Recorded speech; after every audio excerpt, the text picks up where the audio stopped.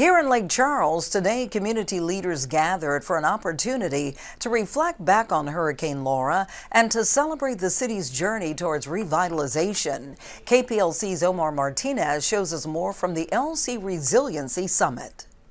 Lake Charles's fiscal outlook is the greatest it's been probably in our history.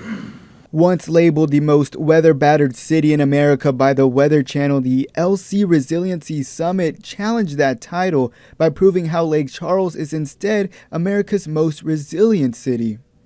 To get knocked down on August 27, 2020, and again on October 9, 2020, and again in mid-February 2021, and again on May 17, 2021, you can't blame some of us for thinking literally, what have we done more to deserve this? This summit was held on the 4-year anniversary of Hurricane Laura in an effort to highlight the progress made in terms of recovery efforts. Some of the highlights include $200 million in drainage improvements, $40 million in new public works and fire training campuses, a new water treatment plant that will increase capacity by 30%, and a $40 million housing grant that will have a $150 million impact on the city. Secure, healthy, attainable housing in Lake Charles is more of a reality today than it has been in decades.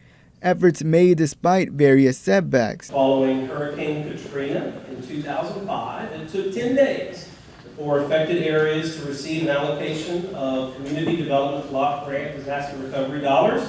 By comparison, over 400 days after our storms. How to navigate these funds was one of the main topics of the day, as well as the state of insurance in Louisiana. In Lake Charles, Omar Martinez, 7 News. Mayor Nick Hunter hopes these efforts last the city as it continues to grow.